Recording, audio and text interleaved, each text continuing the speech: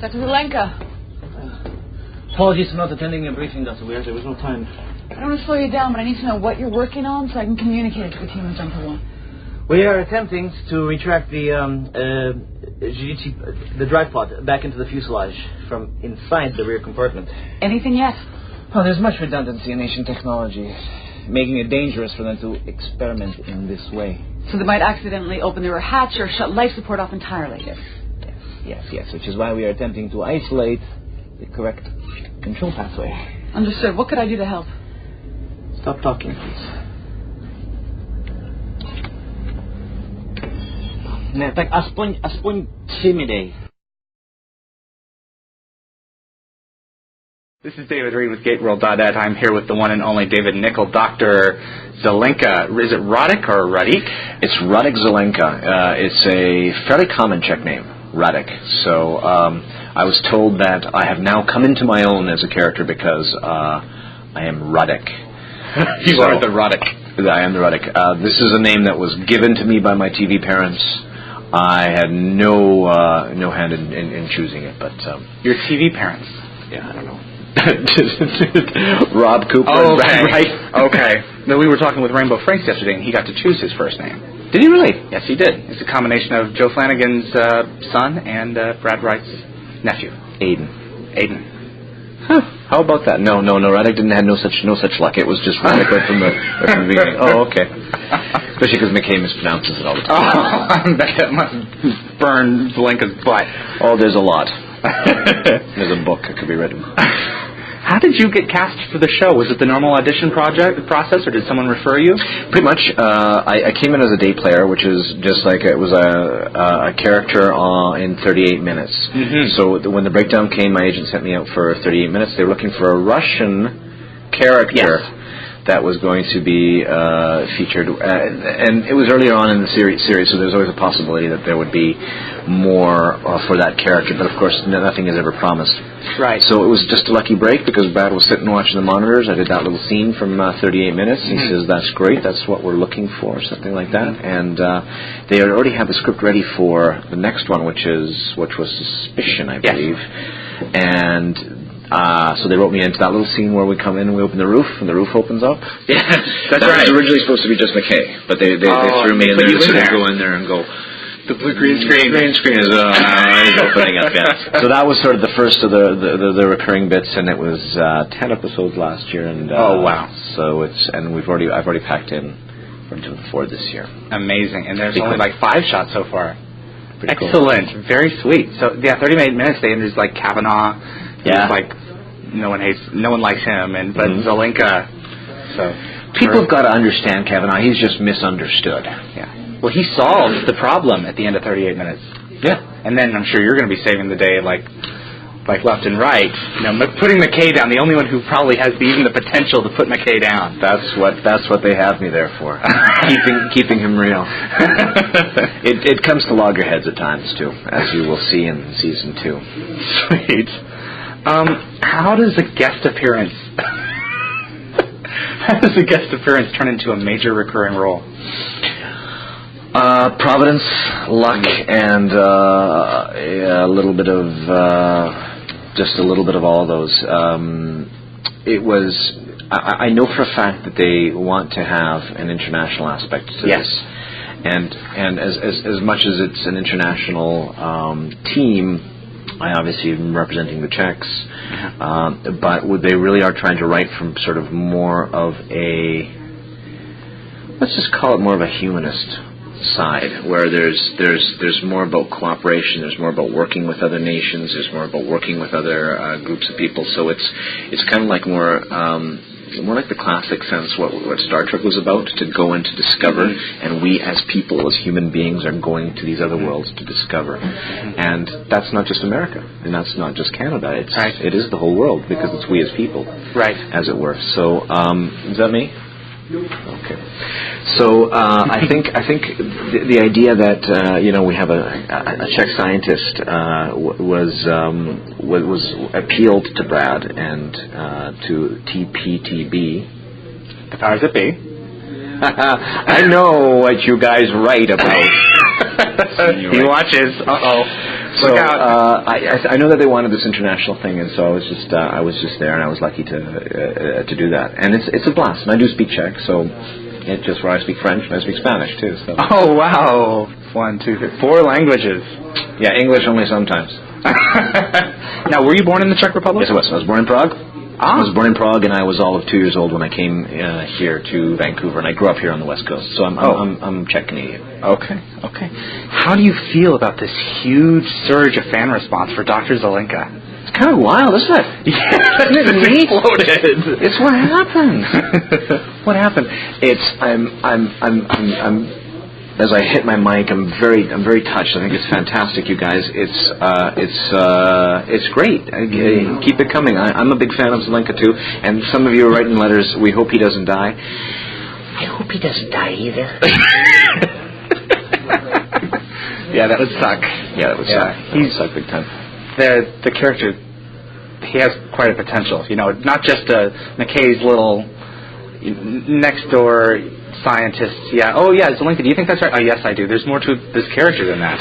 There's also more to the relation. It's not just McKay and Zelenka. Yes, it's like Dr. Weir. Yeah, there's Dr. Weir. It's also sort of finding sort of which characters work together.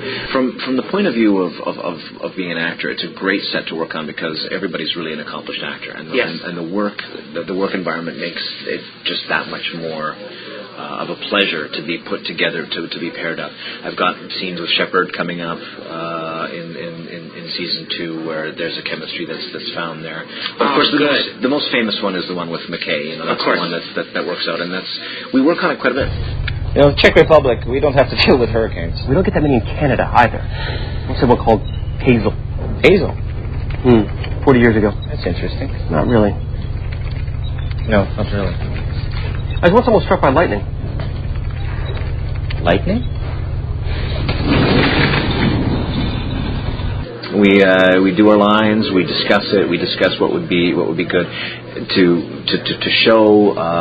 There's the arguments, but there's also sort of how we interact with each other, which we're developing a lot more in season 2. Excellent. Something to look forward to then. Thank you. Would you mind talking to us for a moment in Czech in a way that probably Zelenka would say something like? In Czech? Mm-hmm. Something that Zelenka would probably say. In terms of the Stargate universe. Something with the Stargate universe? Because everyone's went nuts with letters from Pegasus translating what you said.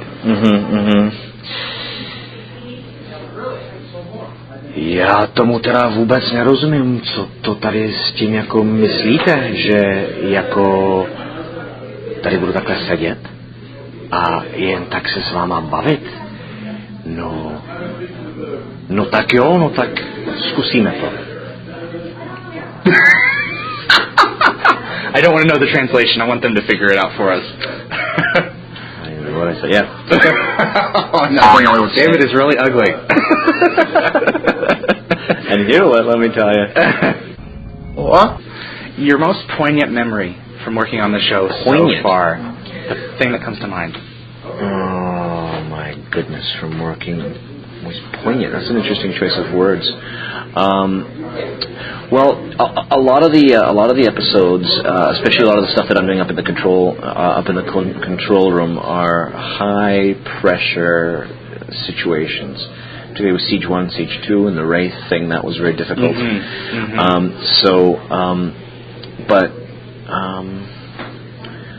It's a poignant memory that I have.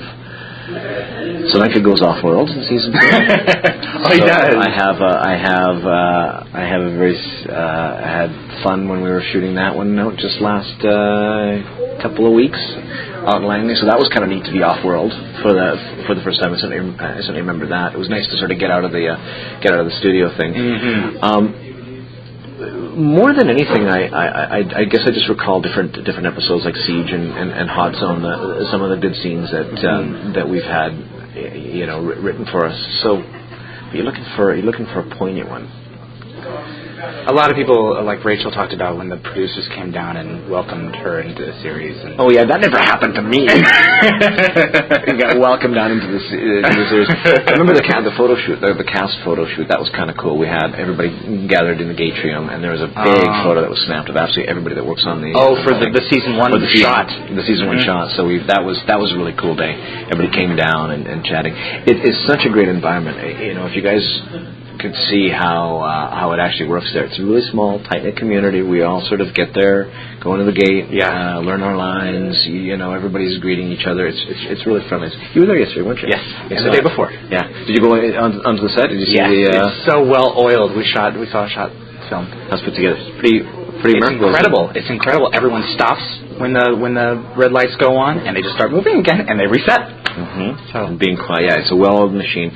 Utter professionals in absolutely everything that they do. You know, from the lighting to the grips to the makeup to everything. It's truly well run, and it says a lot about the producers. Yes. You know, we there's some shows that don't get home until 2 o'clock in the morning. We get a chance to get home normally at 8 o'clock, and you learn your lines for the next day and breakfast, and you start again. You know, it is a lot like going to work, and the environment that is created to make that pleasant is really a lot of John Smith and Brad Wright, what they're doing. So right, because it could really be a bear. Could be to work with, and the people, they don't have attitudes. Yeah, it's all very family oriented. I think everyone's dogs are there, like you said earlier. It's pretty down to earth. It's pretty down to earth, which is really cool. Yeah. Tell us about Zelenka's relationship with Dr. Weir. We kind of touched on that earlier, but it's kind of like there's more to it. Special chemistry between the two of them. We get left behind quite a bit whenever there is an emergency going on. We have a very professional working relationship. So before you get any ideas, shippers start writing fanfic. Zelenka, Weir, maybe. The scenes working with Tori is also fantastic. A lot of the things I'm doing is expository, which is sort of explaining what I'm seeing, what I'm doing, and letting it to her and letting her make the decision about that. I think one thing that Zelenka does know is where his position is in the scope of things, and often I'm in the position of bringing bad news. There's a dart approaching. Careful, there's all this going on. So we've ended up working a lot as a result of that, and. Mr. Bad News, here he comes in his black suit. Exactly. Yeah, Mr. Bad News. But I'm also, by the same token, I'm really trying to because there is a lot of sort of there's a lot of doomsday sort of situations that we're in to try to lighten it up and to bring sort of a human element into it. Okay. A lot of fans are fond of going back to the McKay Zelenka banter. Do you enjoy that yourself? Oh, it's great. Oh yeah, it shows. I think it does. Yeah, we work on that quite a bit. We also discuss sort of how we're going to approach the situation, but a lot of that happens organically. It's classic sort of couples, famous, Laurel and Hardy, two-person scenes where couples. Work. So that's one thing that we really both, I think we both enjoy. I enjoy it. I don't know. Do you heal it? Heal it, David? Well, I guess we'll find out. 7,549. Oh, please, prime. 4,021. Nice try. Not prime. Okay, Lieutenant Ford, 599. I don't care if it's a prime number or not. Come on, yes or no? No. It's incredible. 10 for 10. He is terrible. So I suck at prime, not prime. Somehow I'm in the street tonight.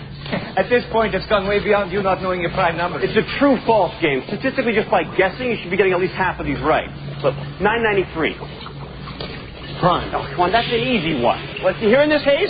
Not really. So you guys find yourselves spending a lot of time outside, like running lines, He's got a lot of scenes. Oh yeah, a lot of things. So when we have a scene, we'll get together, we'll run it, or run it with Paul or Joe, whoever. But even the fact that we have some time before to develop a little bit of the scene, so that it's not just because you block shoot and you block rehearsal and you shoot. So. by the time that's done, half an hour has gone by, and you have already chosen what your marks are going to be, what you're going to do. So you have to be very careful that you're trying to do, you're trying to do what you want to have done in that scene. So it does take quite a bit of preparation. It doesn't just sort of happen. You have to be prepared for it to happen. The magic. Right. David Hewlett is an actor. What is your opinion of him? He's great. I think he's a fantastic actor. I think he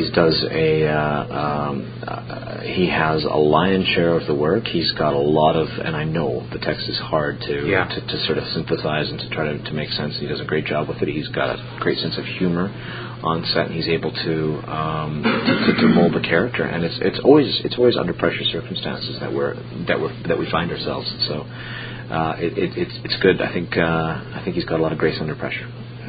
Okay.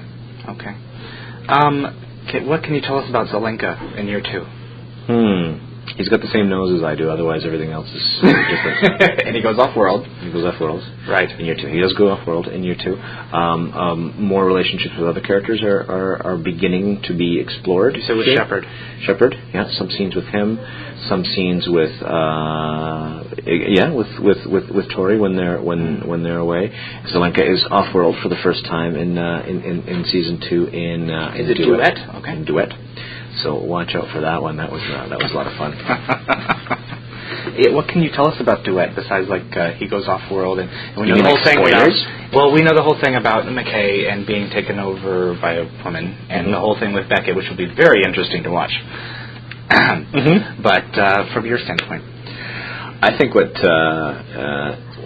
Duet is saying as an episode is fantastic. It's about control, and it's about control of your body. I think by now you know the premise, not control of your body, but who has control, men or women. It's a good episode, men versus women, because one of the security officers gets beamed into McKay is what happens. So they're fighting for possession of his body. It's quite funny. But there's a lot of, each of these things, this is what's also great about the way these shows are put together. Each of these things have a very definite lesson for what what's going on here in this on this planet of ours. And for me, it said a lot about the relationship between men and women, this particular episode, and it also said a lot about control and the ability to lose control or to let go in certain circumstances, which is a lesson that McKay needs to learn. That should be good then. So that gets explored.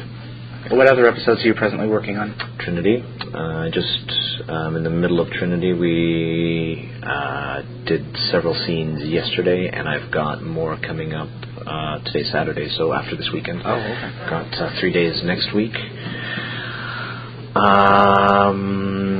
There's more, but that sort of McKay Zelenka thing really comes to a head in Trinity. Awesome. Okay, can't wait to see that. What do you most look forward to about the rest of the year in this series? More Zelenka, obviously. What would I like I said, I'm a big fan of the humanist aspect of what Atlantis is trying to do, and the fact that it's using other nations and other countries and other people. That there's more to us from planet Earth than just the U.S. or just the military or just the thing. And so Stargate has always been able to synthesize everything from archaeology to politics to the skills of religion, to the skills of negotiating. So as a microcosm for what we're dealing with, it really does touch on big, broad subjects. And I think to some degree I see my role in that as Zelenka is a very gifted scientist, but he's also a humanist, I think, at heart. And I think that's what one of the strengths of Atlantis is the human aspect of it all. Right, and the excellent writing that drives it, the production quality so high. What has Stargate taught you as an actor? Great deal, especially in terms of the technical aspect of acting, how to put scenes together so that they mean something. So it's not just about hitting your marks and saying your lines. Because with technobabble, it's very easy to lose your way into what's actually happening. Someone has died. Someone has died. You know, it's the difference is that, you know, technology is fine and someone sort of always needs to die in an episode, but what's happened? You know, what is actually happening in the people that have caused that? It's like in the real world, you know, when things like this happen, it's a tragedy, and so we have to sort of address that. I think that's is that your question? Yeah, that's it. Yeah. The Wraith and the Genii and this the folks that created the virus in Hot Zone. You know, all these races. The baddies, yeah. The bad guys. Do you think Zelenka will ever have a direct run-in with them? I hope so. Good. Yeah, that would be sweet. Let's see. That's all I can say. You hope so. Well, you're going off-world, so you got 50-50 chance almost right there. Yeah. Well, sometimes they come to us, too, the baddies. Exactly. There's different ways to fight, too. That's a good point. He's just tossing them there. David, thank you very much, sir. Appreciate it.